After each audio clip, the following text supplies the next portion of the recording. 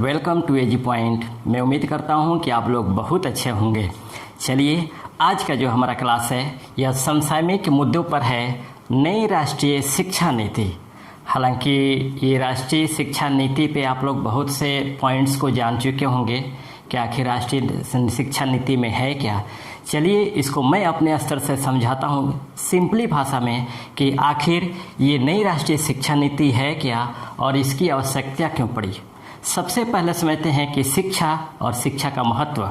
समझिएगा, शिक्षा का जो मतलब होता है वह ज्ञान होता है। शिक्षा का जो मतलब होता है वह ज्ञान होता है और शिक्षा सभ्य समाज के निर्माण में एक महत्वपूर्ण भूमिका निभाता है। जो शिक्षा है वह सभ्य समाज के निर्माण में एक महत्वपूर्ण भूमिका निभाता है। साथ ही शिक्षा एक ऐसा साधन है जो बच्चों से लेकर के युवाओं तक उनके भविष्य का निर्माण करता है ना। शिक्षा के माध्यम से ही युवाओं का और बच्चों का उनके भविष्यों का निर्धारण किया जाता है। विश्व के लगभग जितने भी देश हैं ये सभी अपने शिक्षा को राष्ट्रीय महत्व के रूप में स्वीकार किया है ना। विश्व के लगभग जितने भी हैं ये सभी शिक्षा को एक राष्ट्रीय लक्ष्य के रूप में स्वीकार किया है और भारत भी अन्य देशों के भांति शिक्षा को राष्ट्रीय लक्ष्य के रूप में स्वीकार किया है। यानी भारत द्वारा भी शिक्षा को एक राष्ट्रीय लक्ष्य के रूप में स्वीकार किया गया है। इसलिए अन्य देशों के बदले भारत में आज भी शिक्षा का विकास हो रहा है, निरंतर विकास हो रहा है और निरंतर उसमें चेंज करने का प्रयास किया जा रहा है। वही कारण है कि भारत सरकार द्वारा नई राष्ट्रीय शिक्षा नीति को लागू किया गया है। अगर नई शिक्षा नीति के अंतर्गत हम देखें तो भारत सरकार ने प्राथमिक स्तर से उच्च स्तर तक शिक्षाओं के विकास तथा शिक्षा व्यवस्था में नई व्यवस्था को लागू करने के लिए, शिक्षा व्यवस्था में परिवर्तन करने के लिए, नए आयामों को जोड़ने के लिए वैज्ञानिक जो अंतरिक्ष वैज्ञानिक हैं के कस्तूरी रंगन, उन्हीं की अध्यक्षता में 2016 में है ना के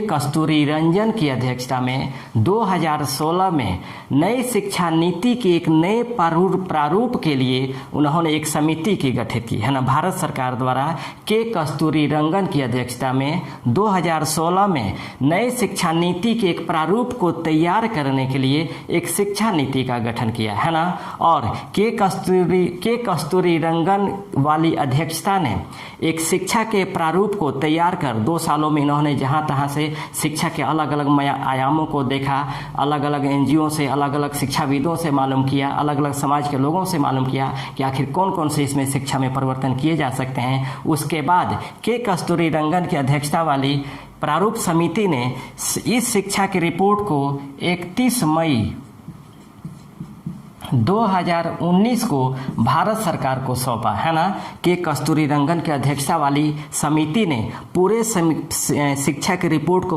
तैयार करके, उसके प्रारूप को तैयार करके 31 मई 2019 को भारत सरकार को सौंप दिया, केंद्र सरकार को सौंप दिया। जब केंद्र सरकार को सौंपा गया तब हाल ही फिलहाल में 29 जुलाई 2020 को केंद्रीय मंत्रिमंडल ने इसकी मंजूरी प्रदान कर दी है ना। यानी नई राष्ट्रीय शिक्षा नीति के प्रारूप को जिसको तैयार किया था के कस्तूरी रंगन ने, उसे मान्यता प्रदान कर दिया गया, मंजूरी प्रदान कर दिया गया केंद्रीय मंत्रिमंडल द्वारा। कब? 29 जुलाई 2020 को प्रदान किया गया।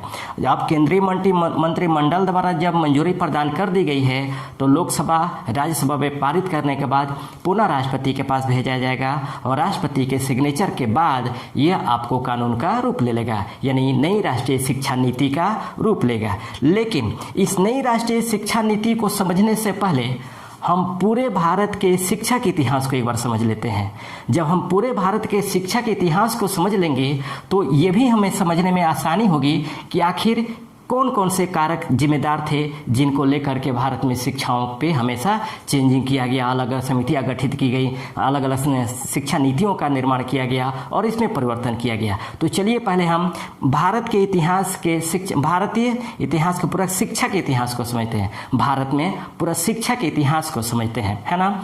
एकदम सिंपली तरीके से समझा रहे हैं, आप लोग ध्यान दीजिएगा और प्रयास कीजिएगा, इसको लिखते चलिएगा, है ना। समझिएगा, हम भारत में शिक्षा के इतिहास को को समझने के लिए दो आधार लेते हैं। पहला ब्रिटिश भारत का शिक्षा का इतिहास और स्वतंत्रता के बाद का शिक्षा का इतिहास। इन दोनों को समझेंगे तब हम नई राष्ट्रीय शिक्षा नीति को समझेंगे। तो समझिएगा, पहले हम समझ लेते हैं आपको ब्रिटिश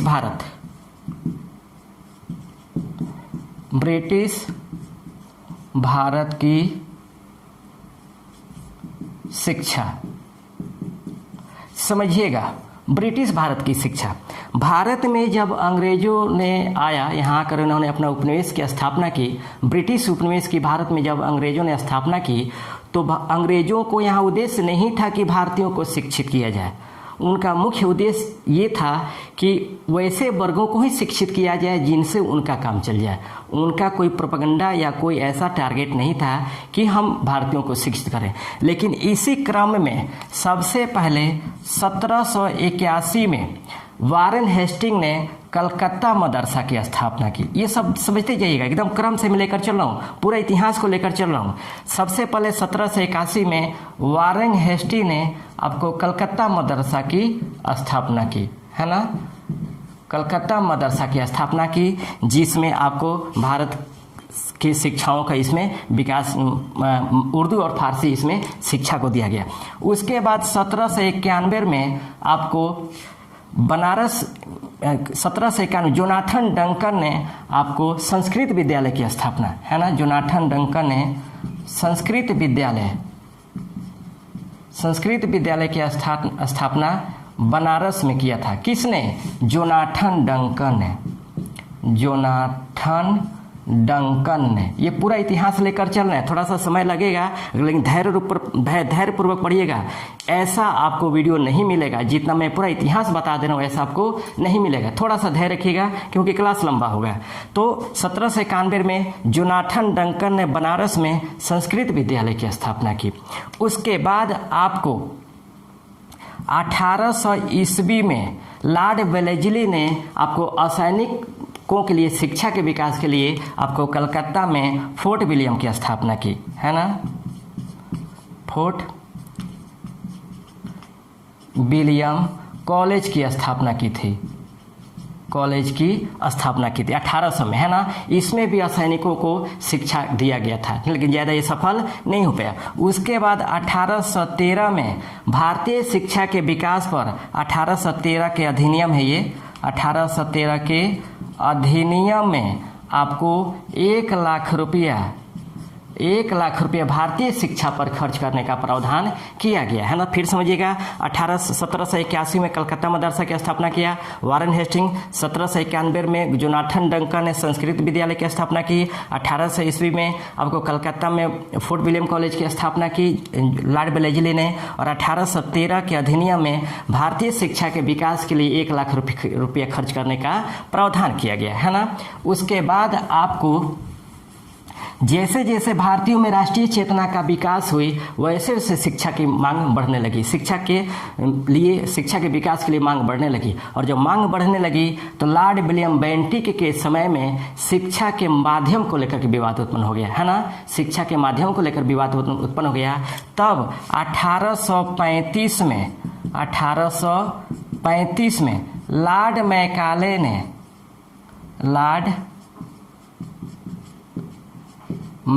ने माइनट प्रस्ताव के तहत अंग्रेजी को शिक्षा का माध्यम बनाया गया, है ना। अंग्रेजी को शिक्षा का माध्यम बनाया गया। ये क्वेश्चन बहुत बार पूछा गया है कि किसके समय में शिक्षा को अंग्रेजी का माध्यम बनाया गया। तो लॉर्ड विलियम बेंटिक के समय में। कब? तो 1835 में। तो लॉर्ड मैकाले के सुझाव पर माइनट प्रस्ताव के तहत अंग्रेजी को शिक्षा का माध्यम बनाया गया। तब प्रश्न उठा कि शिक्षा दिया जाए किसे, क्योंकि इतनी बड़ी जनसंख्या को अंग्रेजों द्वारा शिक्षित किया जाना संभव नहीं था, क्योंकि उसमें इतने आर्थिक संसाधनों की जरूरत पड़ती जो पूरा नहीं पड़ते। तब जब लॉर्ड मैकाले भारत आते हैं तो 1838 में इन्होंने लॉर्ड आकलैंड जब वे भारत आते हैं तो इन्होंने शिक्षा का अधोमुखी निस्यंदन सिद्धांत का प्रतिपादन किया। शिक्षा का अधोमुखी निस्यंदन निस्यंदन सिद्धांत का प्रतिपादन किया। और शिक्षा का अधोमुखी निस्यंदन सिद्धांत के प्रतिपादन में ही उन्होंने ये सिद्धांत दिया कि शिक्षा उच्च वर्ग को दिया जाए। जब उच्च वर्ग को शिक्षा दिया जाएगा तो ऊपर से छन छन करके नीचे वाले शिक्षित हो जाएंगे। तो इसको दिया था किसने? लॉर्ड ऑकलैंड ने। कब? 1868 में। क्या दिया था? शिक्षा का अधोमुखी निस्यंदन सिद्धांत, जिसमें प्रावधान था कि उच्च वर्ग को शिक्षित किया जाए तो निम्न वर्ग उससे शिक्षित हो जाएगा। लेकिन ये सफल नहीं हुआ। तब आगे चल करके लॉर्ड डलहौजी के समय में 1854 में चार्ल्स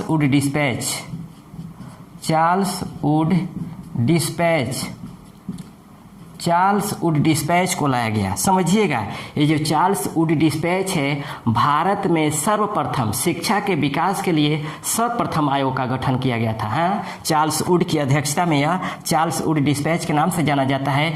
इसलिए इसे शिक्षा का मैग्ना कार्टा के नाम से भी जाना जाता है ना। शिक्षा का मैग्ना कार्टा के नाम से भी जाना जाता है। अगर आ जाए क्वेश्चन कि शिक्षा का मैग्ना कार्टा किस आयोग को कहा जाता है, तो चार्ल्स वुड डिस्पैच को कहा जाता है ना। और ये चार्ल्स वुड डिस्पैच के जो गठन किया गया था वो आपको लॉर्ड डलहौजी के समय में किया गया था, है ना। लॉर्ड डलहौजी के समय में किया गया था। और सर्वप्रथम चार्ल्स वुड डिस्पैच आयोग ने ही यह निर्णय दिया था कि स्त्रियों की शिक्षा पर बल दिया जाए, है ना। स्त्रियों के शिक्षा पर बल दिया गया था। यानी आपको 1854 के चार्ल्स वुड डिस्पैच में ही स्त्रियों की शिक्षा पर बल दिया गया था, ये याद रखेंगे। उसके बाद हम आगे चलते हैं। आपको 1882 में आया हंटर आयोग, शिक्षा से संबंधित हंटर आयोग के जो स्थापना हुई थी वह आपको लॉर्ड रिपन के समय में हुई थी। लॉर्ड रिपन के समय में हुई थी। और इस आयोग में ही सबसे पहले आपको प्राथमिक शिक्षा के विकास पर बल दिया गया था, है ना। प्राथमिक शिक्षा पर बल दिया गया था। किस आयोग में? 1882 के हंटर आयोग में सबसे पहले प्राथमिक शिक्षा के विकास पर बल दिया गया था। उसके बाद भारत में आता है आपको 1902 में आपको रैले आयोग, रैले कमीशन, है ना। ये जो रैले कमीशन का गठन किया जाता है शिक्षा के क्षेत्र में, वह लॉर्ड कर्जन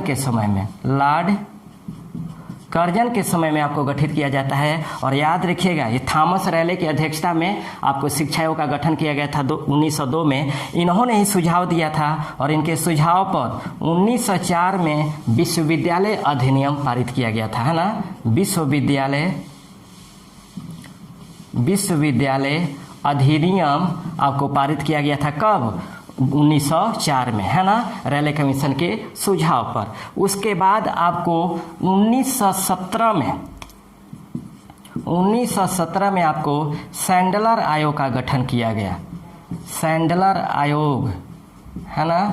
सैंडलर आयोग का गठन किया गया। और सैंडलर आयोग में याद रखिएगा, सैंडलर आयोग का जो गठन किया गया था वह लॉर्ड चेम्सफोर्ड के समय में किया गया था। लॉर्ड चेम्सफोर्ड के समय में आपका गठन किया गया था। और सबसे पहले इसी आयोग में ही कलकत्ता विश्वविद्यालय के समस्याओं का समाधान किया गया था ना।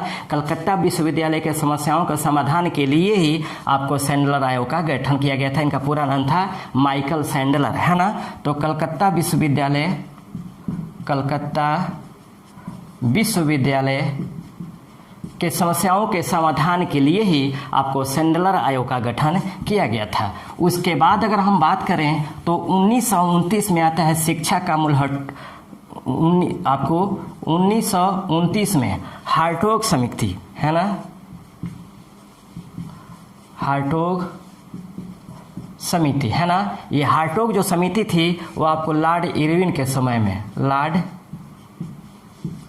इरविन के समय में इसका गठन किया गया था, ठीक ना। शिक्षा का आपको मूल समिति जो गठित की गई थी वह हार्टोग समिति के समय में गठित की गई थी, जिन्होंने शिक्षा के विकास में महत्वपूर्ण भूमिका निभाई। उसके बाद आपको 1937 में आपको वर्धा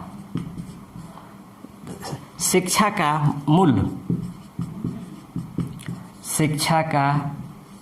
मूल वर्धा समिति का गठन किया गया था, है ना। ये आपको वर्धा के कांग्रेस कमीशन में, वर्धा के आपको कांग्रेस सम्मेलन में जाकिर हुसैन की अध्यक्षता में, है ना, जाकिर हुसैन की अध्यक्षता में आपको वर्धा समिति का गठन किया गया था, है ना, जाकिर हुसैन। इसमें आपको कांग्रेस द्वारा आपको भारत के शिक्षाओं के विकास के लिए वर्धा में आपको जाकिर हुसैन की अध्यक्षता में इस शिक्षाओं का गठन किया गया था, जिसे वर्धा समिति के नाम से जाना जाता है। उसके बाद आपको 1944 में आपको सार्जेंट आयोग, है ना, शिक्षा का सार्जेंट आयोग का गठन किया गया था। शिक्षा का सार्जेंट आयोग का गठन किया गया था, है ना, और शिक्षा का सार्जेंट आयोग में ही आपको शिक्षा का विकास का प्रयास किया गया। लेकिन उस समय राजनीतिक उठापटक इतना था, सत्ता का हस्तांतरण को लेकर कि ये सफल नहीं हो पाया। तो ये आपको ब्रिटिश भारत की प्रमुख शिक्षा पद्धति थी। फिर समझिएगा, आपको 1781 में कलकत्ता मदरसा, 1791 में आपको बनारस में आपको संस्कृत विद्यालय की स्थापना, उसके बाद 1800 में फोर्ट विलियम कॉलेज की स्थापना, 1913 का अधिनियम के तहत 1 लाख रुपये खर्च किया गया। उसका शिक्षा का माध्यम मैकाले ने बनाया, 1835 में बनाया गया। शिक्षा का माध्यम अंग्रेजी को बनाया गया लॉर्ड विलियम बेंटी के समय में। और आपको शिक्षा का अधोमुखी निस्यंदन सिद्धांत लॉर्ड आकलैंड द्वारा पारित किया गया। 1854 चार्ल्स वुड डिस्पैच, 1882 आपको हंटर आयोग, 1902 थॉमस रायले आयोग, 1917 आपका सेंड्रलर आयोग, आपको 1929 हार्टोग समिति, 1937 वर्धा समिति और 1944 आपको सार्जेंट समिति, ये सभी गठन किया गया। उसके बाद हम बात करते हैं स्वतंत्र भारत की शिक्षा व्यवस्था। स्वतंत्र भारत का शिक्षा, समझिएगा, स्वतंत्र जब देश आज़ाद हुआ तो देश के आज़ादी के बाद सबसे पहले शिक्षा के विकास को लेकर के 1948 में एस राधाकृष्णन की अध्यक्षता में आपको एक शिक्षा आयोग का गठन किया गया था, है ना।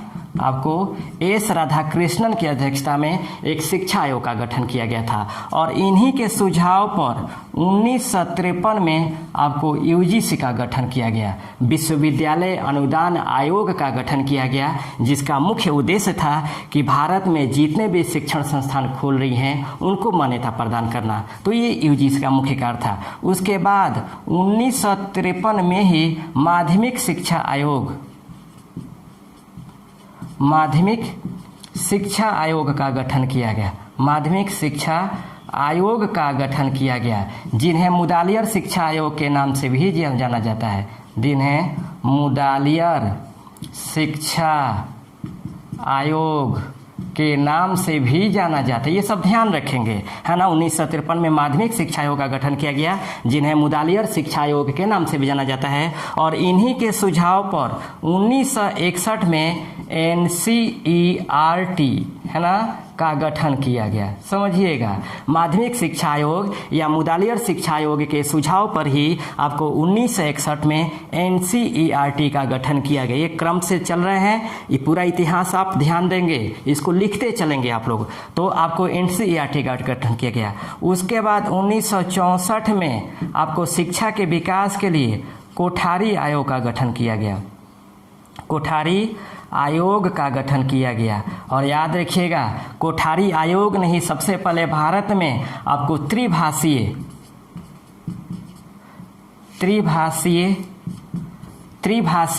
शिक्षा देने का प्रयास किया था, शिक्षा देने का सुझाव दिया था। त्रिभाषीय के रूप में शिक्षा देने का सुझाव दिया था। त्रिभाषीय मतलब कौन कौन? आपको हिंदी होना चाहिए, अंग्रेजी होनी चाहिए, और साथ ही आपको मातृभाषा में शिक्षा दिया जाना चाहिए। तो इन्होंने तीन भाषाओं में इन्होंने शिक्षा देने का सुझाव दिया था। साथ ही इन्होंने 14 वर्ष के बच्चों के लिए अनिवार्य एवं निःशुल्क शिक्षा देने का सुझाव दिया था। 14 वर्ष के बच्चों के लिए अनिवार्य एवं निःशुल्क शिक्षा दिए जाने का सुझाव दिया था, है ना। और 1976 में आपको शिक्षा को समवर्ती सूची में स्थान दे दिया गया। समवर्ती सूची में स्थान दे दिया गया। समझिएगा, 42वें संविधान संशोधन 1976 के तहत, है ना, आपको 42वें संविधान संशोधन 1976 के तहत जो शिक्षा पहले राज्य सूची का विषय था उसको आपको समवर्ती सूची में स्थान दे दिया गया, है ना। समवर्ती सूची में इसलिए स्थान दिया गया कि शिक्षा का विकास करने में राज्यों के साथ साथ केंद्रों की भी भूमिका होनी चाहिए, है ना। इसलिए शिक्षा को समवर्ती सूची में स्थान दिया गया। कब? 1976 में। किस संविधान संशोधन के तहत? तो 42वें संविधान संशोधन के तहत। और एक बात याद रखिएगा, कोठारी आयोग के सुझाव पर ही आपको भारत में प्रथम राष्ट्रीय शिक्षा नीति लागू की गई। कब? 1986 में, है ना। राष्ट्रीय शिक्षा नीति, राष्ट्रीय शिक्षा नीति लागू की गई, है ना। राष्ट्रीय शिक्षा नीति लागू की गई 1986 में। किसके सुझाव पर? कोठारी आयोग के सुझाव पर ही आपको 1986 में राष्ट्रीय शिक्षा नीति लागू की गई, है ना। और राष्ट्रीय शिक्षा नीति में सुधार करने के लिए 1992 में आचार्य राममूर्ति, है ना, आचार्य राममूर्ति की अध्यक्षता में एक समिति का गठन किया गया था, है ना। आपको आचार्य राममूर्ति की अध्यक्षता में एक समिति के गठन किया गया था जिन्होंने राष्ट्रीय शिक्षा नीति में कुछ बदलाव करने का सुझाव दिया था। उसके बाद जब आगे हम चलते हैं तो आपको 2002 में 86वें संविधान संशोधन के तहत आपको शिक्षा को मूल अधिकार के रूप में दर्जा दे दिया गया। शिक्षा को मूल अधिकार के रूप में दर्जा प्रदान कर दिया गया। किस अनुच्छेद के तहत? अनुच्छेद 21 के खंड ए के तहत, है ना। आर्टिकल 21 पार्ट ए, यानी अनुच्छेद 21 के खंड ए के तहत में ही अनुच्छेद 21 के खंड ए में शिक्षा को मूल अधिकार का दर्जा प्रदान कर दिया गया। कब? 2002 में। किस संविधान संशोधन के तहत? तो 86वें संविधान संशोधन के तहत। और आगे चल करके आपको 2009 में शिक्षा को संपूर्ण देश में शिक्षा के अधिकार को संपूर्ण देश में लागू कर दिया गया, है ना। शिक्षा के अधिकार को संपूर्ण देश में लागू कर दिया गया, है ना। संपूर्ण देश में लागू कर दिया गया। कब? 2009 में। उसके बाद समय समय पर शिक्षाओं के विकास पर या शिक्षा के प्रारूप पर उंगली उठती रही है।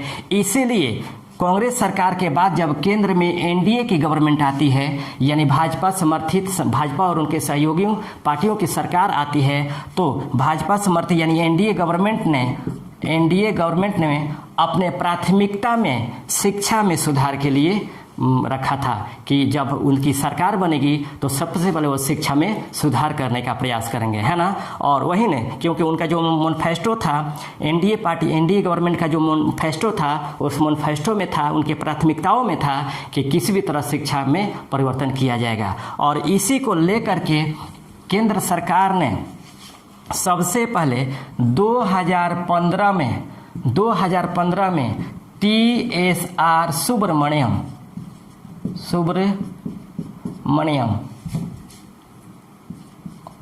ये पूर्व केंद्रीय मंत्री थे ना, पूर्व केंद्रीय सचिव थे। ये पूर्व केंद्रीय सचिव यानी 2015 में TSR सुब्रमण्यम की अध्यक्षता में एक राष्ट्रीय शिक्षा नीति की गठन की, है ना। आपको जो राष्ट्रीय शिक्षा नीति थी उसमें चेंज करने के लिए, उसके प्रारूपों में चेंज करने के लिए और वर्तमान शिक्षा व्यवस्था को लागू करने के लिए सबसे पहले 2015 में TSR सुब्रमण्यम की अध्यक्षता में एक शिक्षा आयोग का गठन किया, है ना। एक शिक्षा आयोग का गठन किया, लेकिन यह सफल नहीं हो पाया, है ना। ये आपको क्या हुआ?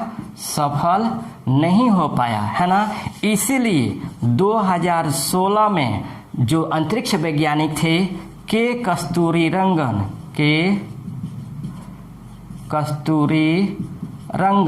इनकी अध्यक्षता में एक राष्ट्रीय नई शिक्षा नीति के प्रारूप को तैयार करने के लिए जिम्मेदारी दी गई, है ना। यानी के कस्तूरीरंगन की अध्यक्ष 2016 में के कस्तूरीरंगन की अध्यक्षता में शिक्षा व्यवस्था में सुधार करने के लिए एक शिक्षा के प्रारूप को तैयार करने के लिए जिम्मेदारी दी गई। और के कस्तूरीरंगन ने पूरे शिक्षा के प्रारूप को तैयार कर आपको 31 मई 2019 को केंद्र सरकार को सौंप दिया, जो 29 जुलाई 2020 को केंद्रीय मंत्रिमंडल ने इसकी मंजूरी प्रदान कर दी, है ना। यहीं से अब हम स्टार्ट करते हैं राष्ट्रीय शिक्षा नीति कि आखिर राष्ट्रीय शिक्षा नीति है क्या। अब समझते हैं एक एक करके कि आखिर नई राष्ट्रीय शिक्षा नीति में क्या क्या परिवर्तन किया गया है। समझिएगा, पहला नंबर परिवर्तन ये किया गया है कि नई राष्ट्रीय शिक्षा नीति में पहला परिवर्तन किया गया है कि आपको मानव संसाधन विकास मानव संसाधन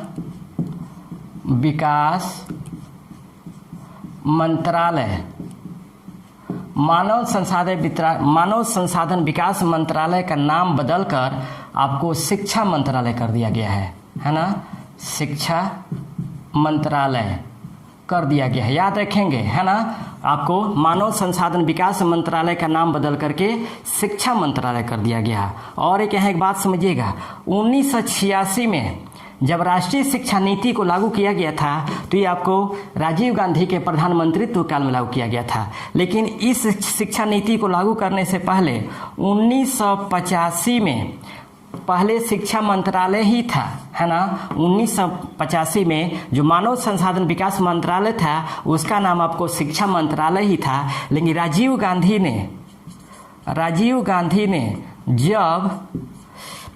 जब राष्ट्रीय शिक्षा नीति को लागू की 1986 में तब शिक्षा मंत्रालय का नाम बदलकर कर दिया क्या, मानव संसाधन विकास मंत्रालय। फिर समझिएगा, 1985 में राजीव गांधी ने आपको शिक्षा मंत्रालय मानव संसाधन मंत्रालय का नाम शिक्षा मंत्रालय रखा था। लेकिन जब 1986 में राष्ट्रीय शिक्षा नीति लागू हुई तो पुनः राजीव गांधी ने आपको शिक्षा मंत्रालय का नाम बदल करके मानव संसाधन विकास मंत्रालय रख दिया गया।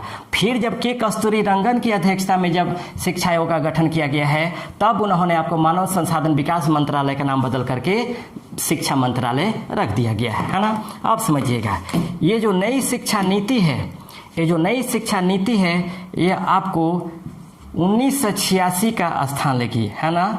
1986 का स्थान लेगा, यानी 34 वर्षों बाद, समझिएगा, है ना। 34 वर्षों बाद आपको यह राष्ट्रीय शिक्षा नीति का स्थान लेगा। राष्ट्रीय शिक्षा नीति 1986 का स्थान लेगा, नई राष्ट्रीय शिक्षा नीति 2020 कितने वर्षों बाद, तो 34 वर्षों बाद यह आपको स्थान लेगा, है ना। उसके बाद ध्यान दीजिएगा, राष्ट्रीय शिक्षा नीति के तहत ही पूरे शिक्षा निकाय को जो रखा गया है, जैसे यूजीसी है, एसटीईटी है, उच्चतर शिक्षा आयोग है, इसको समाप्त कर एक नियामक शिक्षा आयोग का गठन किया जाएगा, है ना। एक नियामक का गठन किया, शिक्षा के क्षेत्र में एक नियामक का गठन किया जाएगा। यानी आपको लीगल एवं मेडिकल को छोड़कर, है ना, मेडिकल को छोड़ करके, है ना, लीगल के क्षेत्र में और मेडिकल के क्षेत्र में, इन शिक्षा के क्षेत्रों को छोड़ करके बाकी जितने भी एकेडमिक शिक्षक संस्थान हैं उनको एक ही संस्थान के अंदर में लाया जाएगा, वो भी आपको शिक्षा नियामक के, है ना, शिक्षा नियामक के अधीन लाया जाएगा, एकेडमिक शिक्षा नियामक के अधीन लाया जाएगा, है ना। एकेडमिक एजुकेशन रेगुलेटरी के अधीन लाया जाएगा। और जितने भी यूजीसी हैं, आपको यूजीसी, एसटीईटी, आपको उच्चतर शिक्षा आयोग, इन सभी को समाप्त किया जाएगा, है ना। सभी को समाप्त करके एक ही शिक्षा नियामक आयोग रहेगा, है ना। एक ही आपको एकेडमिक शिक्षा नियामक रहेगा, ठीक ना। उसके बाद हम बात करते हैं शिक्षा के प्रारूप को। समझिएगा, 1986 में जो शिक्षा का प्रारूप था, फॉर्मेट था, वो आपको 10+2 था, है ना, 10+2 था। इन 10+2 को समाप्त करके इसके जगह शिक्षा के नए प्रारूप 5+3+3+4, ये आपको नए शिक्षा का प्रारूप रखा गया है, ना। शिक्षा का यह प्रारूप रखा गया है, शिक्षा का प्रारूप को स्वीकार किया गया है। यानी 1986 से चल रहे हैं आपको 10+2 के प्रोफार्मा को प्रारूप को समाप्त करके उसके जगह नई शिक्षा नीति में 5+3+3+4 शिक्षा के प्रारूप को स्वीकार किया गया है। अब ये 5+3+3+4 इस शिक्षा का प्रारूप क्या है, इसको समझने के लिए इसको 4 भागों में डिवाइड करते हैं, है ना। इसे 4 भागों में डिवाइड करते हैं। अब किस तरह इसको डिवाइड करके समझते हैं, आप समझने का प्रयास कीजिएगा, ठीक ना। समझिएगा, जो शिक्षा का हमारा जो प्रारूप है वह प्रारूप है 5+3+3+4। समझिएगा, इसे 4 प्रारूपों में समझने का प्रयास, 4 भागों में बांटकर समझने का प्रयास करेंगे। पहला जो स्टेज दीजिए, इस 4 स्टेजों में बांटा गया है। पहला जो स्टेज है वह आपको फाउंडेशन स्टेज है। फाउंडेशन स्टेज, समझिएगा, फाउंडेशन स्टेज मतलब 5, क्या है आपका 5 है। अब समझिएगा, फाउंडेशन स्टेज यानी 5 में जो प्रयास किया गया है वो आपको 3 वर्ष से 8 वर्ष के बच्चों के लिए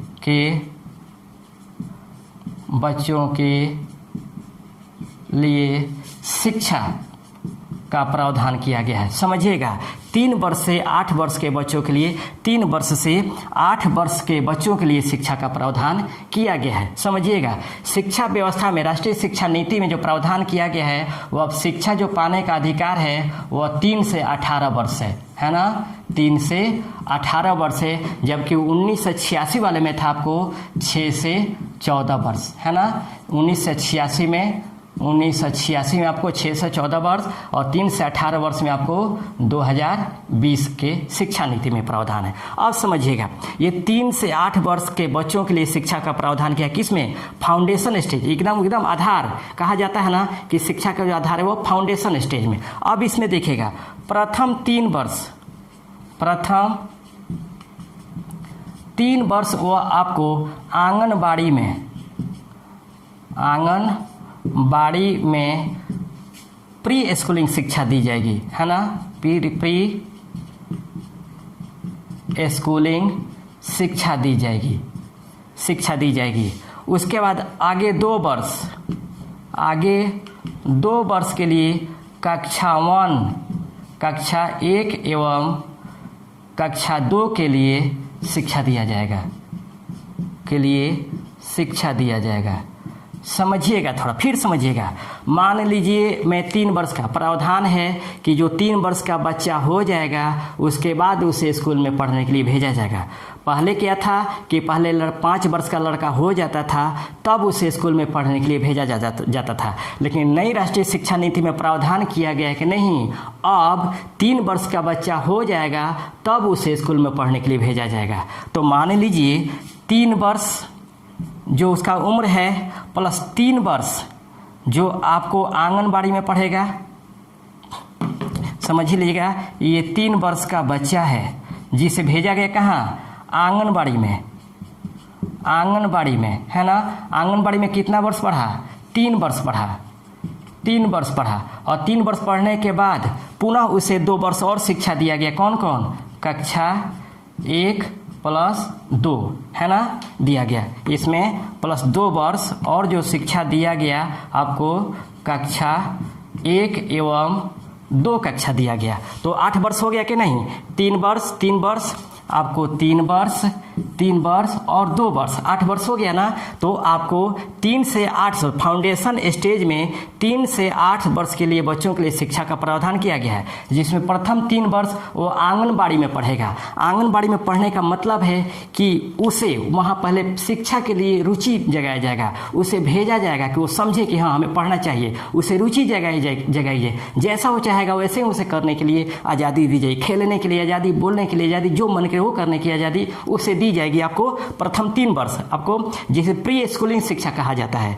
तो आंगनबाड़ी का विस्तार किया जाएगा और विस्तार करने के बाद प्रथम 3 वर्ष आंगनबाड़ी में उसे शिक्षा दिया जाएगा। इसके बाद 2 वर्ष और उसे क्लास 1, कक्षा 1 और कक्षा 2 के लिए शिक्षा दिया जाएगा। हालांकि कक्षा 1 और 2 में भी उसके मानसिक विकास के संदर्भ में ही शिक्षा दी जाएगी। तो ये आपको फाउंडेशन स्टेज 5 हो गया। समझ में आ गया? फिर समझिएगा, इसमें 3 से 8 वर्ष के बच्चों के लिए शिक्षा का प्रावधान किया गया है, जिसमें 3 वर्ष वो आंगनबाड़ी में पढ़ेगा और अब बाकी 2 वर्ष वो कक्षा 1 और कक्षा 2 में पढ़ेगा, है ना। तो ये आपका फाउंडेशन स्टेज है 1 नंबर। अब समझिएगा आपको प्रीपेटरी स्टेज, है ना। दूसरा नंबर है प्रीपेटरी स्टेज। समझिएगा, प्रीपेटरी स्टेज जो है वह +3 है। मैं बताया था ना 5 + 3, तो ये आपको +3 है। अब इसमें देखिए, इसमें क्या प्रावधान है।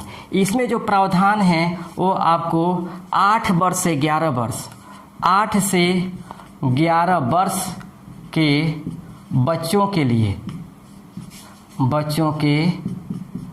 लिए शिक्षा का प्रावधान, है ना, शिक्षा का प्रावधान। आप समझिएगा, आपको पहला और दूसरा क्लास तो आपको फाउंडेशन स्टेज में पढ़ लिया था। इसमें जो कक्षा पढ़ेगा वह कक्षा आपको कक्षा 2, 3, आपको कक्षा 3, 4 एवं 5, है ना। ये आपको प्रीपेटरी स्टेज में जो 8 से 11 वर्ष के बच्चों के लिए शिक्षा की व्यवस्था है, इसमें कक्षा 3, 4, 5 इसमें पढ़ाया जाएगा। यानी कक्षा 3 से लेकर के 5 तक इसमें उसे पढ़ाया जाएगा। और याद रखिएगा, इसी 3 से 5 वर्षों में उसे आपको मातृभाषा में शिक्षा दी जाएगी, है ना, मातृभाषा में शिक्षा दी जाएगी। आयोग का मानना है कि जितना वो सिंपल लैंग्वेज अपने मातृभाषा में समझ लेगा, किसी भी शिक्षा को, किसी भी विषय को जितना वह अपने लैंग्वेज में समझ लेगा, उतनी दूसरे लैंग्वेज में समझ नहीं पाएगा। और एक याद रखिएगा, नई राष्ट्रीय शिक्षा नीति में भी त्रिभाषी को स्वीकार किया गया था, जिसमें हिंदी को आपको अनिवार्य माना गया था। हिंदी को आपको अनिवार्य माना गया था, लेकिन केंद्र सरकार ने इसे स्वीकार नहीं किया। केंद्र सरकार ने इसे स्वीकार नहीं किया, हिंदी को स्वीकार नहीं किया। लेकिन फिर भी त्रिभाषी में आपको हिंदी, अंग्रेजी एवं मातृभाषा को रखा गया है। मदर लैंग्वेज को या मातृभाषा को रखा गया है। यानी जो त्रिभाषी है वह हिंदी, अंग्रेजी और मातृभाषा में आपको नई राष्ट्रीय शिक्षा नीति में रखा गया है। मैं पहले भी बताया था कि कोठारी आयोग ने भी आपको त्रिभाषाई आधार पर शिक्षा देने का सुझाव दिया था। उन्होंने कहा था कि 3 भाषाओं में शिक्षा दिए जाने का प्रावधान किया जाए। और नई राष्ट्रीय शिक्षा नीति में के कस्तूरीरंगन ने भी आपको त्रिभाषाई प्रारूप के आधार पर शिक्षा देने का सुझाव दिया था, लेकिन इन्होंने हिंदी को अनिवार्य मांग लिया था, जिसे केंद्र सरकार ने स्वीकार नहीं किया। लेकिन मातृभाषा और अंग्रेजी और हिंदी को रखा गया है। लेकिन याद रखिएगा, अंग्रेजी की मान्यता, अंग्रेजी की अनिवार्यता नहीं है। यानी मैकाले द्वारा लागू किया गया जो अंग्रेजी की बाध्यता थी, वह इस नई शिक्षा नीति में समाप्त किया गया है ना। इस नई शिक्षा नीति में समाप्त किया गया है। यहाँ पे मातृभाषा और हिंदी को रखा गया। अंग्रेजी तो रहेगा, लेकिन ये अनिवार्यता में नहीं है। अब पहले जैसा आपको अनिवार्यता में नहीं है। अब यहाँ देखिए, जो प्रीपेटरी स्टेज है, प्रीपेटरी स्टेज में यानी +3 में जो प्रावधान किया गया है, वो 8 से 11 वर्ष के बच्चों के लिए शिक्षा का प्रावधान किया गया है, जिसमें कक्षा 3 का पढ़ाई होगा, 4 का होगा और 5 का होगा। और ये जो 3 से लेकर के 5 तक जो कक्षाओं की पढ़ाई होगी वह मातृभाषा में होगा, यानी उसके अपने मातृ लैंग्वेज में होगा, जिसको उसको समझने में आसानी होगी। समझिएगा, आजकल के जो प्राइवेट स्कूल हैं, जो नर्सरी से लेकर के LKG, UKG या 1, 2, 3, 5 में पढ़ाई होते हैं, तो वहाँ जो हमारे देहात का लड़का जाता है तो वहाँ पे mamma, dada, daddy, father, mother, grandfather, grandmother, uncle, aunty पढ़ाई जाती है। जब वहीं घर पे आता है तो सुनता है ए माई, ए चाचा, ए चाची, ए दादी, ए काकी। जब ये सुनता है तो खुद कंफ्यूज हो जाता है कि अरे उस स्कूल में मुझे मदर के लिए क्या पढ़ाया जा रहा है, घर में इसके लिए मुझे क्या जानकारी मिल रही है, तो खुद कंफ्यूज हो जाता था। उसी को ध्यान में रख करके कस्तूरी रंगन ने कहा कि नहीं, जो भाषा उसके लिए आसान है वही उसको शिक्षा दिया जाए। इसलिए उन्होंने 3 से लेकर के 5 तक में इन्हें मातृभाषा को आधार बनाया है ना, मातृभाषा को आधार बना कर दिया है। उसके बाद अगर हम तीसरे स्टेज की बात करें तो तीसरा स्टेज है मिडिल स्टेज। तीसरा जो है आपको मिडिल स्टेज, समझिएगा, मिडिल स्टेज मतलब ये भी +3। मिडिल स्टेज में इसमें आपको 11 से 14 वर्ष के लिए, 11 से 14 वर्ष के बच्चों के लिए शिक्षा दिया जाएगा, है ना। अब देखिए इसमें जो कक्षा होगा वह 6, 7 एवं 8, है ना। कक्षा 6, 7 एवं 8 के लिए आपको मिडिल स्टेज में पढ़ाई की जाएगी, है ना। अब देखिए इनका जो मिडिल स्टेज का जो उम्र होगा वह 11 से 14 वर्ष के बच्चों के लिए होगा और इसमें कक्षा होगा 6, 7 एवं 8। अब यहाँ देखिए शिक्षा का चेंज होता है। जिस तरह विकसित देशों में अपने बच्चों के लिए वैज्ञानिक तरीके से शिक्षा दिया जाता है, उनको मानसिक विकास किया जाता है, उनके रटने वाले तोता नहीं बनाया जाता, वहीं यहाँ पे व्यवस्था किया गया है। यानी इन बच्चों को, इन क्लास के बच्चों के लिए प्रावधान किया गया है कि यहाँ तक इतना ही इनको शिक्षा दिया जाए कि कंप्यूटर कोड तक बना दें, कंप्यूटर के कोड को बना दें, अलग अपना सॉफ्टवेयर डेवलप करें, है ना। कंप्यूटर शिक्षा को इतना बढ़ावा दिया जाए कि ये अपना अलग आविष्कार करें, अलग अपना इनोवेशन करें, है ना। इनको बहुआयामी शिक्षा के अंतर्गत इनको रखा गया है कि इनको ऐसा नहीं कि केवल किताबी कीड़ा ही बनाया जाए, ऐसा नहीं, किताबी कीड़ा से अलावा व्यवहारिक ज्ञान की भी इनको शिक्षा देने का प्रावधान किया गया है। साथ ही इनका मानसिक विकास, शारीरिक विकास पे ज़्यादा बल दिया गया है ना। इनको किताबों से ज़्यादा आपको व्यवहारिक ज्ञानों में, वैज्ञानिक आविष्कारों के लिए ज़्यादा इनको आज़ादी दी गई है इस शिक्षा में। तो ये आपका है मिडिल स्टेज में। उसके बाद अगर हम बात करते हैं, चौथा स्टेज है वो है सेकेंडरी स्टेज।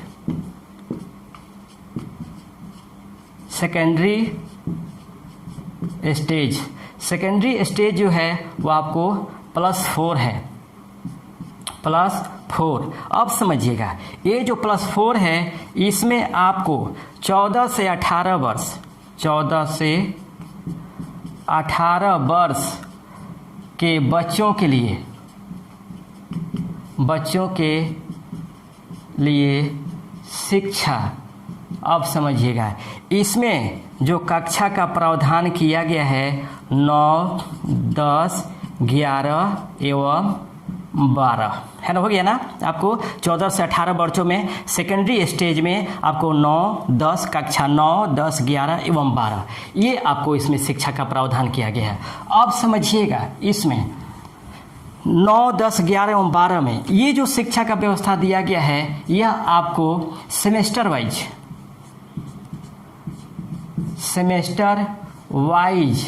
आपको परीक्षा लेने का प्रावधान किया गया है।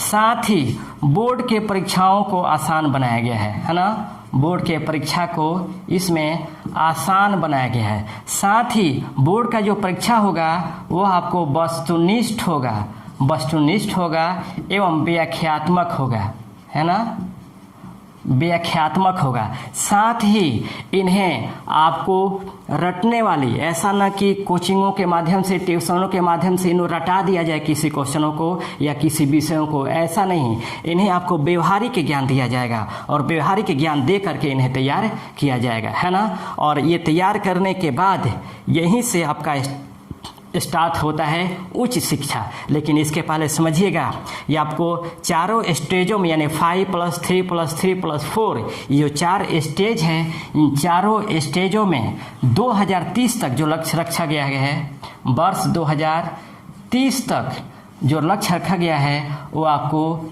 GER 100% रखा गया है ना। ग्रोथ एनरोलमेंट रेशियो, ग्रॉस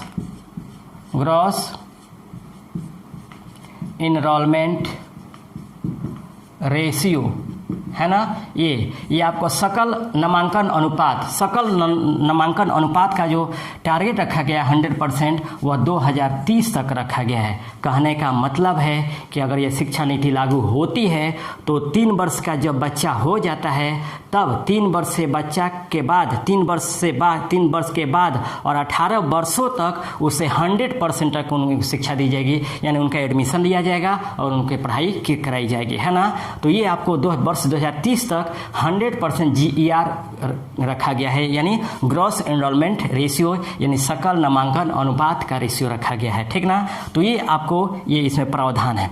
अब बात करते हैं उच्च शिक्षा में। अब देखते हैं, क्योंकि इसी शिक्षा में इन विद्यार्थियों को पढ़ाया जाएगा, बताया जाएगा कि आप अपने उद्देश्यों को तैयारी कीजिए, आपका क्या उद्देश्य है उसको निर्धारित कीजिए और उस उद्देश्य को निर्धारित करके उसको पाने का प्रयास करें। ये आपको इस 4 स्टेज में बताया जाएगा। सेकेंडरी स्टेज में आपको ये सभी बातें शिक्षा बताई जाएगी, है ना। उसके बाद अगर हम बात करते हैं उच्चतर शिक्षा की, अब उच्चतर शिक्षा की अगर हम बात करें इसके बाद तो समझिएगा BA, BSc, BCom, MA इन सभी शिक्षाओं में स्ट्रीम की बाध्यता समाप्त की जाएगी, है ना। स्ट्रीम की बाध्यता समाप्त की जाएगी। कहने का मतलब है कि आपको उच्च शिक्षा में स्ट्रीम की बाध्यता समाप्त होगी। पहले ये था कि अगर कोई आर्ट का स्टूडेंट है तो आर्ट ही रखेगा, कोई साइंस का स्टूडेंट है तो साइंस ही रखेगा, इस तरह नहीं। अब इसमें प्रावधान कर दिया गया है कि कोई भी बच्चा कोई भी सब्जेक्ट लेकर पढ़ सकता है ना। कोई भी बच्चा कोई भी सब्जेक्ट लेकर पढ़ सकता है ना, और उसके लिए कोई बाध्यता नहीं। मान लीजिए कि मुझे मैथ के साथ साथ ज्योग्राफी की भी पढ़ने का इच्छा है, तो मैं अंग्रेजी के साथ मैथ के साथ साथ मैं ज्योग्राफी भी पढ़ सकता हूँ, या फिजिक्स के साथ साथ मैं इंग्लिश भी पढ़ सकता हूँ। ये आपको इसमें रखा गया है, ठीक ना। तो ये स्ट्रीम को समाप्त कर दिया गया है, ठीक ना। आपको उच्च शिक्षाओं में स्ट्रीम को समाप्त कर दिया गया है और कोई भी एक से अधिक सब्जेक्टों को लेकर के पढ़ सकता है, उसके लिए कोई बाध्यता नहीं है ना। उसके बाद आपको इसमें आपको प्रावधान किया गया है कि अगर मान लीजिए समस्या उत्पन्न होती, मैंने बीटेक 4 वर्ष का कोर्स होता है, चाहे BSc है चाहे कोई भी कोर्स है, तो इसमें प्रावधान कर दिया गया है कि मान लीजिए अगर मैंने बीटेक एडमिशन ले लिया, है ना, और बीटेक में एडमिशन लेने के बाद 1 साल पढ़ने के बाद समस्या उत्पन्न होती है कि हम उसको नहीं कर पाएंगे, है ना, हम उसको नहीं कर पाएंगे। इसीलिए इसमें आपको मल्टीपल एंट्री एवं मल्टीपल एग्जिट की फैसिलिटी दी गई है ना। इसमें आपको मल्टीपल एग्जिट और एग्जिट सिस्टम का फैसिलिटी दिया गया है। समझिएगा क्या है, ये है आपको मल्टीपल एंट्री और एग्जिट सिस्टम, है ना। मल्टीपल एंट्री समझिएगा, मल्टीपल एंट्री एवं एग्जिट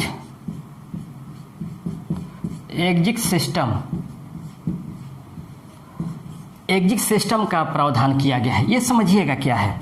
मल्टीपल राष्ट्रीय शिक्षा नीति, नई राष्ट्रीय शिक्षा नीति में एक नई प्रारूप को लाया गया है, मल्टीपल एंट्री एवं एग्जिट सिस्टम। समझिएगा, मान लीजिए मैं बीटेक करना स्टार्ट किया और बीटेक 4 साल का कोर्स है, 4 वर्षों का यह कोर्स है, और 1 वर्ष में एडमिशन लेने के बाद मेरी परिस्थितियाँ ऐसे बनी, आर्थिक स्थिति ऐसे खराब हुई कि मैं बीटेक को नहीं कर पाया। तो इसमें प्रावधान कर दिया गया है, जो 3 वर्ष या 4 वर्ष के जो डिग्री वाले जो कोर्स हैं उनमें प्रावधान किया गया है मल्टीपल एंट्री एवं एग्जिट सिस्टम। इसमें प्रावधान किया गया है कि इन सभी कोर्सों में अगर 1 वर्ष आप तैयार 1 वर्ष का कक्षा कंप्लीट कर लेते हैं तो आपको सर्टिफिकेट दिया जाएगा, है ना, सर्टिफिकेट दिया जाएगा। अगर आप 2 वर्ष कंप्लीट कर लेते हैं, 2 वर्ष का कक्षा कंप्लीट कर लेते हैं तो आपको डिप्लोमा दिया जाएगा। अगर आप 3 या 4 वर्ष कंप्लीट कर लेते हैं तब आपको डिग्री दिया जाएगा। कहने का मतलब है कि अगर 1 साल किसी भी कोर्स करके छोड़ देते हैं तो ऐसा नहीं कि आपका पैसा बर्बाद हो जाएगा, आपकी डिग्री बर्बाद हो जाएगी। अगर आपको बीटेक 4 साल का कोर्स है, उसमें 1 साल करके छोड़ देंगे तो 1 साल के लिए आपको बीटेक का सर्टिफिकेट मिलेगा। अगर 2 साल करके छोड़ देंगे तो 2 साल के लिए डिप्लोमा की सर्टिफिकेट मिलेगा। अगर 3 साल या 4 साल करके छोड़ेंगे तब आपको डिग्री का कोर्स मिलेगा, है ना। अब देखिए, इन्हीं सभी कोर्सों में आपको ये भी प्रावधान किया गया है कि 3 या 4 वर्षों का जब डिग्री कंप्लीट कर लेते हैं तो इन डिग्री कंप्लीट करने के बाद मास्टर कोर्स करेंगे, है ना, एमए करेंगे, और एमए करने के बाद डायरेक्ट आप पीएचडी कर सकेंगे, है ना, डायरेक्ट आप पीएचडी कर सकेंगे। कहने का मतलब है कि आपको एमफिल को समाप्त कर दिया गया है ना, एमफिल को समाप्त कर दिया गया है ना। एमफिल को समाप्त करके डायरेक्ट आप 4 वर्ष की डिग्री करके या 3 वर्ष की डिग्री को प्राप्त करके डायरेक्ट आप एमए करने के बाद पीएचडी को कर सकते हैं। ये प्रावधान इसमें किया गया है। लेकिन इन सभी कॉलेजों या यूनिवर्सिटियों में एडमिशन करने के लिए आपको कॉमन एंट्री टेस्ट देना होगा, ठीक ना। एनटीए के माध्यम से,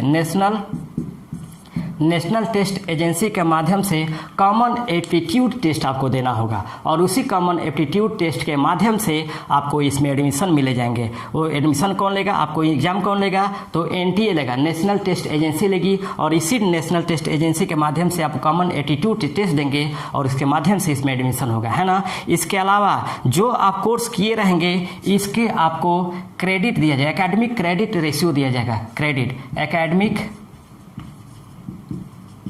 एकेडमिक आपको क्रेडिट दिया जाएगा, है ना। ये आपको डिजिटल बैंकों में जमा होंगे। जितने आप कोर्स किए रहेंगे इन सभी कोर्सों का आपको डिजिटल बैंकों में आपको क्रेडिट दिया जाएगा, एकेडमिक क्रेडिट दिया जाएगा, और आपके जॉब में यही क्रेडिट जो एकेडमिक क्रेडिट हैं वो आपको महत्वपूर्ण भूमिका निभाएंगे। इसके अलावा इसमें प्रावधान किया गया है कि भारत के जितने भी शैक्षणिक संस्थान हैं उन सभी शैक्षणिक संस्थानों का जो सिलेबस, शिक्षा का सिलेबस होगा वह एक ही होगा, है ना। चाहे वो बिहार हो, यूपी हो, मध्य प्रदेश या दिल्ली, कहीं का भी हो, सभी शिक्षा हो, प्राइवेट शिक्षण संस्थान हो या सरकारी शिक्षण संस्थान हो, सभी में आपको शिक्षा का जो सिलेबस होगा वो एक ही होगा। दिल्ली में वहीं पढ़ाए जाएंगे जो बिहार की यूनिवर्सिटी, दिल्ली की यूनिवर्सिटी में वहीं पढ़ाए जाएंगे, चाहे वो प्राइवेट यूनिवर्सिटी हो, सरकारी यूनिवर्सिटी हो, वहीं बिहार के सरकारी या प्राइवेट यूनिवर्सिटी में वहीं आपको सिलेबस पढ़ाए जाएंगे। तो एक तरह से कहने का मतलब कि 1 नेशन 1 एजुकेशन, ठीक ना, 1 नेशन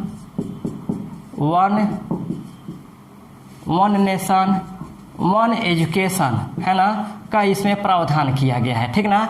तो नई राष्ट्रीय शिक्षा नीति में 1 नेशन 1 एजुकेशन का प्रावधान इसमें किया गया है।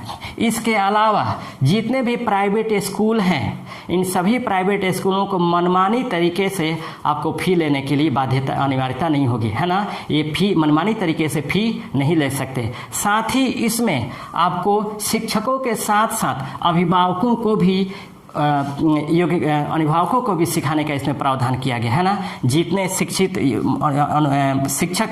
शिक्षित आपको शिक्षक होंगे उतना ही आपको अभिभावकों को भी जोड़ दिया जाएगा, है ना। तो ये आपको प्रावधान किया गया है राष्ट्रीय शिक्षा नीति में। लेकिन इसमें एक नेगेटिव भी ये है कि जितने आदर्श पॉइंट इसमें रखे गए, जितने कहने और सुनने में अच्छे लग रहे हैं राष्ट्रीय शिक्षा नीति में जितने प्रावधान किए गए हैं, वास्तव में ये प्रावधान तभी सफल होंगे जब इन शिक्षा नीतियों को लागू करने के लिए उतने ही योग्य शिक्षक होने चाहिए और उतने ही मजबूत शिक्षण संस्थान भी होना चाहिए, और उतने ही मजबूत एक शिक्षण व्यवस्था को, एक शिक्षा नीति को लागू करने के लिए रेगुलेटरी निकाय होनी चाहिए। जब तक मजबूत यानी स्ट्रॉन्ग एक रेगुलेटरी निकाय नहीं होगी, एक शिक्षण व्यवस्था नहीं होगा, एक कुशल शिक्षक नहीं होगा, तब तक ये शिक्षण व्यवस्था संभव, ये शिक्षा नीतियाँ में प्रावधान किए गए जितने भी प्रावधान है वह सफल नहीं होंगे। तो जरूरी है कि केंद्र सरकार को इन नई शिक्षा नीति के तहत जितने भी प्रावधान किए गए हैं उसको ईमानदारी से लागू किया जाए।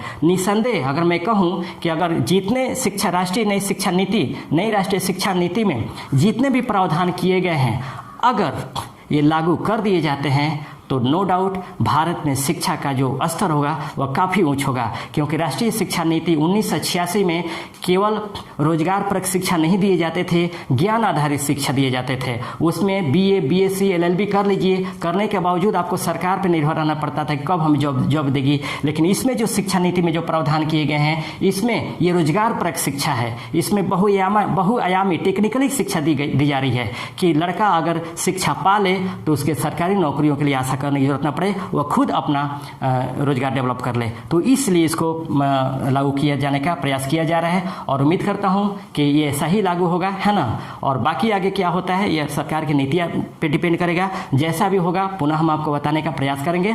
तब तक रहने देते इतना ही, फिर कोई चर्चित मुद्दा लेकर हाजिर होंगे। तब तक के लिए बेस्ट ऑफ लक। कैसा मेरा ये क्लास लगा कमेंट सेक्शन में जरूर हमें बताएंगे। इससे संबंधित जो भी क्वेश्चन होगा आप कमेंट सेक्शन में पूछिएगा, हम उसको बताने का प्रयास करेंगे। तब तक रहने देते इतना ही, बेस्ट ऑफ लक।